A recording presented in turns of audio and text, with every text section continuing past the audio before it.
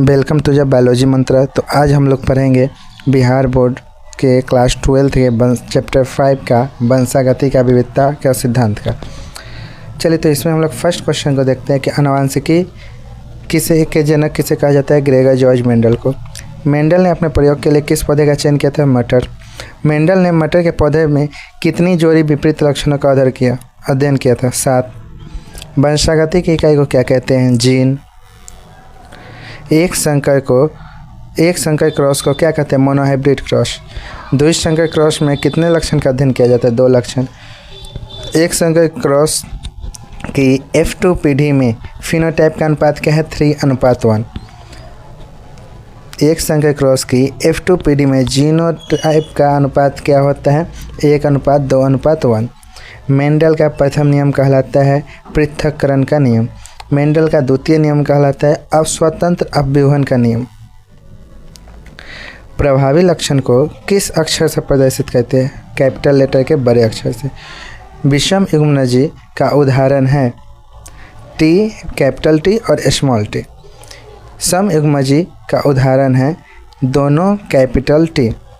वंशागति में किस जीव का आनुवंशिक संगठन कहलाता है? जीनोटाइप। जीव का बाहरी दिखाई देने वाला लक्षण कहलाता है फिनोटाइप। वैकल्पिक रूप में उपस्थित जीन के रूपों को कहते हैं एलील।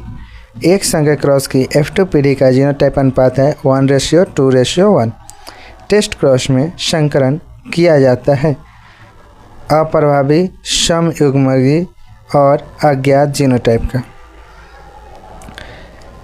टेस्ट क्रॉस का अनुपात सामान्यतः होता है 1:1।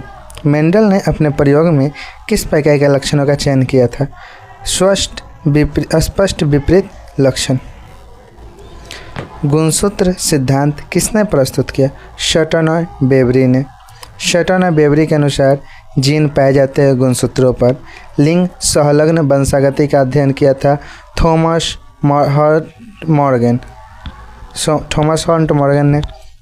ड्रोसोफिला मेलंजोस्टर का सामान्य नाम क्या है? फल मक्खी या फ्रूट फ्लाई कहते हैं। मनुष्य में नर का लिंग गुणसूत्र संगठन होता है X और Y। मनुष्य में मादा का लिंग गुणसूत्र संयोजन है X और X। मनुष्य में पुरुष किस प्रकार का युग्मक उत्पन्न करता है? X और Y दोनों। मनुष्य में स्त्री किस प्रकार का अंडाणु उत्पन्न करती है? केवल X। मनुष्य में लिंग का निर्धारण किस प्रकार होता है? XX और XY प्रकार। हीमोफीलिया किस प्रकार आनुवंशिक रोग है? X सहलब्ध अप्रभावी।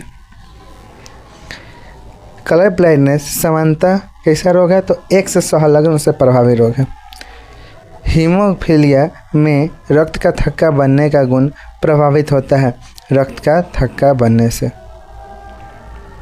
डाउन सिंड्रोम किस कारण होता है? गुणसूत्र 21 की ट्राइसोमी के कारण। डाउन सिंड्रोम में कुल गुणसूत्रों की संख्या कितनी होती है? 47।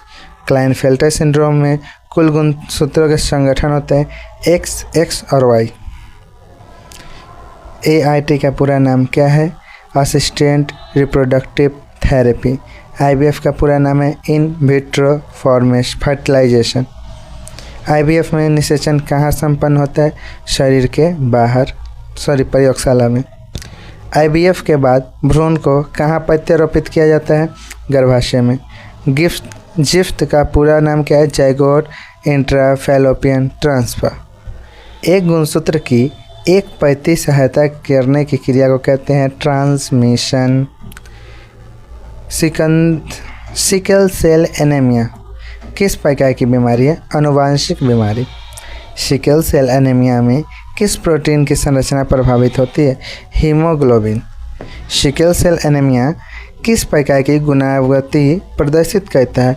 ऑटोसोमल प्रभावी। उत्परिवर्तन शब्द का प्रयोग सर्वप्रथम किसने किया था? ह्यूगो डी ब्रिज ने। किस अवस्था में किसी जीन की अभिव्यक्ति नहीं होती है? अप्रभावी अवस्था। जनसंख्या आनुवंशिकी में हार्डी-वाइनबर्ग नियम का उपयोग किस लिए किया जाता है? जीन आवृत्ति की स्थिरता जांचने के लिए। आनुवंशिक रोग थैलेसीमिया किस प्रकार की विकृति है? एकल जीन विकृति। पुनः संयोजन का मुख्य स्रोत है क्रॉसिंग ओवर। पैचाइटीन अवस्था किसकी उप अवस्था है? लेप्टोटीन की। आज के लिए इतना ही, मिलते हैं नेक्स्ट क्लास में। Thank you.